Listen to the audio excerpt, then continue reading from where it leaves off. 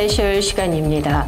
한국 시간으로 지난 3일 밤 급작스러운 윤석열 대통령의 비상계엄 선포에 한국 시민들은 물론이고 미주 한인사회도 굉장히 혼란스러운 시간을 보냈습니다.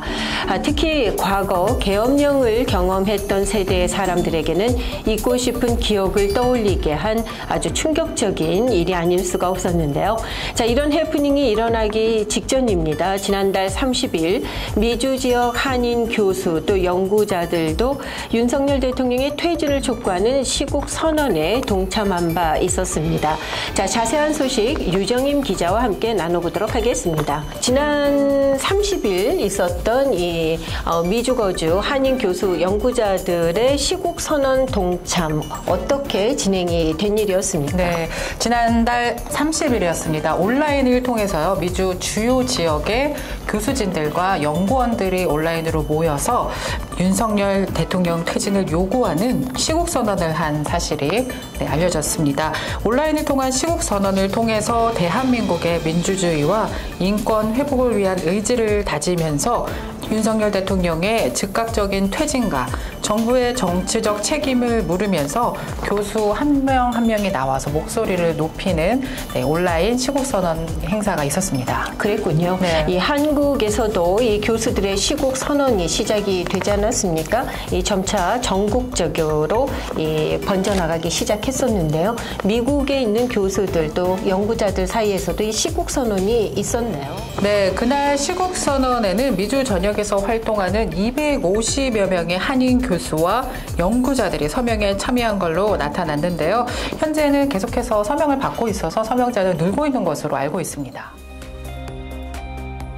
온라인에 모인 이분들은요, 선언문을 통해서 윤석열 대통령의 국정 운영에 대해 민주주의의 근간을 흔들고 있고 공익을 위해 사용되어야 할 권한을 개인과 가족의 이익을 위해 악용하고 있다면서 현 정부에 대한 의견들을 다양하게 내놓았습니다. 또 비록 지금은 해외에 살고 있지만 지식인의 책무로서 대한민국의 현 정부의 퇴락을 외면할 수 없다면서 현 정부의 현실을 안타까워했습니다. 네, 온라인으로 진행이 된 이 시국 선언 동참 지금 좀 화면이 준비가 돼 있죠. 네. 함께 잠시 보도록 하겠습니다. 시국 선언문 미주 교수 연구자 불행한 역사는 반복되는 것인가? 수많은 국민의 피와 땀으로 이룩한 대한민국의 민주주의가 지금 벼랑 끝에 위기를 맞고 있다. 박근혜 정부의 국정농단과 그로 인한 탄핵의 아픔을 경험한 우리 국민에게 그리고 해외 동포에게 또다시 악몽과도 같은 시간이 도래했다. 윤석열 정부 2년 반 동안 민주주의와 협치는 사라지고 사리사욕에 앞선 대통령과 주변 세력의 국정농단으로 민생이 파탄나고 모든 국민이 고통받고 있다. 대한민국 헌법 11조는 모든 국민은 법 앞에 평등하다고 천명한다. 최고 권력자 또는 그의 가족이라는 이유 하나만으로 면책될 수 없고 대통령 혹은 그의 가족이라도 범법 행위를 했다면 마땅히 수사받고 처벌받아야 한다. 하지만 윤석열 대통령은 한국 현대사에 기록될 25번의 거부권을 남발하였으며 공익을 위해 사용되어야 할 대통령의 권한을 자신과 가족만을 위한 사익에 전용하여 민주주의의 기본 원칙을 부정했다. 또한 윤석열 정부는 국가를 위해 임무를 수행하다 억울하게 희생된 수장병의 억울한 죽음의 원인을 밝히는커녕 이를 밝히려는 수사단장 박정훈 대령을 오히려 황명자의 범죄자로 취급하여 기소하였다. 이뿐인가?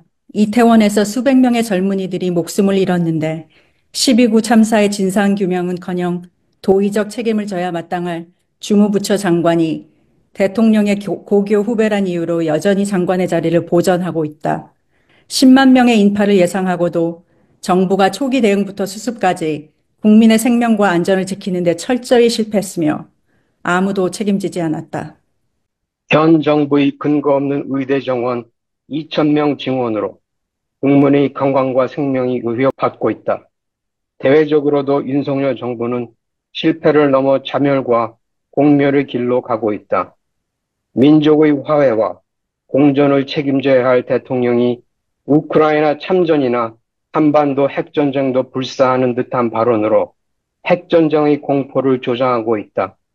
핵전쟁은 민족의 공멸이다. 따라서 해외 교수 및 연구자들은 국가의 안위, 국민의 안전과 재산을 책임지라고 위임한 권력을 오직 자신과 가족의 사익만을 위해 골몰하는 윤석열 대통령을 규탄하며 비통한 심정으로 윤석열 대통령에게 다음과 같이 요구한다. 하나, 윤석열 대통령은 거부권 행사를 중단하고 아무런 조건 없이 민의의 대의기관인 국회의 특검법을 즉각 수용하라.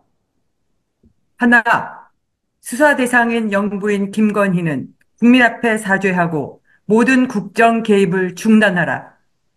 하나, 대통령의 친위대로 전락한 정치검찰은 통렬히 반성하고 국민의 검찰로 돌아오라. 하나, 대통령의 거부권 행사에 조력하는 국민의힘은 국민 앞에 속고대죄하라. 분단 국복은 민족의 염원이다. 파탄난 남북 관계 개선을 위해 혼신의 노력을 경주하라. 비록 지금 우리는 해외에서 삶을 영위하고 있지만 지식인의 책무로서 한국의 정치 파행과 퇴락을 결코 외면할 수 없다. 자, 미주 한인 사회 동포들의 이 고국을 생각하는 마음 또한 크지 않습니까? 네. 아마 이 시국선언에 참여하신 교수들 그리고 연구자들 모두 같은 마음이 아니었을까 싶네요. 네. 특히 이번 시국선언문에는요, 윤석열 정부의 의료 및 외교 정책도 강도 높게 비판하는 내용들이 좀 포함됐었습니다. 정리하면요, 이렇습니다. 거부권 행사 중단과 국회 특검법 수용, 그리고 영부인 김건희 여사의 국정 개입 중단 및 대국민 사과가 포함됐고요. 정치 검찰의 개혁과 여당 국민의힘의 대국민 사죄, 또 남북 관계 개선 노력 등 5개 항목을 요구했습니다. 그랬군요. 네. 예.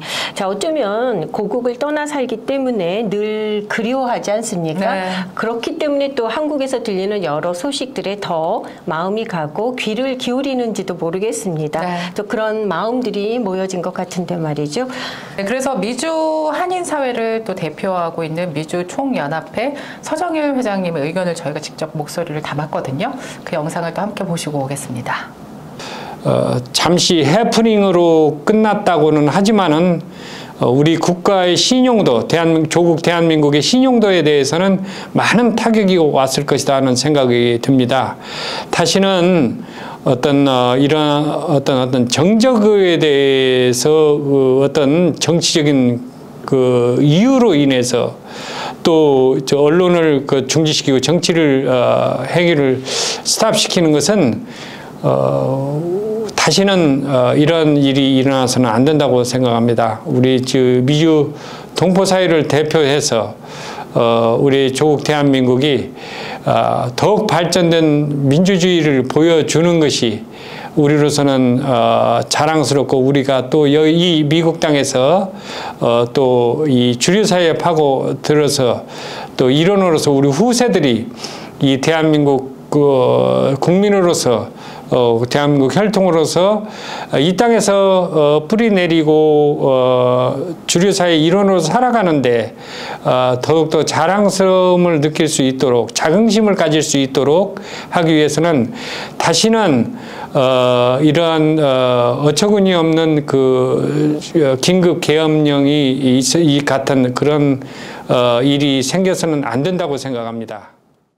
지금 미주 총연 회장이신 서정일 회장님의 말씀 들어봤고요. 저희가 취재를 하는 과정 중에 또 다양한 각계각층의 사람들 만나보지 않았습니까? 네. 다른 분들의 또 다른 의견들도 있었죠. 네, 인터뷰는 거절하셨지만 사실 윤석열 정부에서 이번 일은 잘한 일이다. 또 속이 뻥 뚫린다. 시원하게 좀 이렇게 말씀하시는 의견도 있었고요. 그리고 얼마나 시달렸으면 또 얼마나 힘들었으면 윤석열 대통령이 그렇게까지 했겠느냐라면서 이번에 그 계엄 선포령에 대해서 좀 충분히 이해가 간다라는 입장을 주신 분들도 취재 과정에서 만나볼 수 있었습니다. 네, 그리고 지금 표출된 이런 상황들이 이전부터 있었던 여러 가지 상황들이 또 맞물리고 쌓이고 쌓여서 여기까지 온 것 아니겠느냐라고 말씀하신 분들도 계셨습니다. 네, 다양한 의견들을 종합해 봤을 때 결론은 이건 것 같아요. 대한민국을 걱정하는 미주 한인사회 동포들의 진심 어린 마음. 그렇습니다. 뭐 잘했다 잘못했다 이런 개념은 아닌 것 같습니다. 모두의 마음이 모여지는 단 하나는 고국이 빨리 조속히 안정되었으면 하는 그런 바람 아니겠습니까? 네, 맞습니다. 오늘 소식 여기까지입니다. 잘 들었습니다.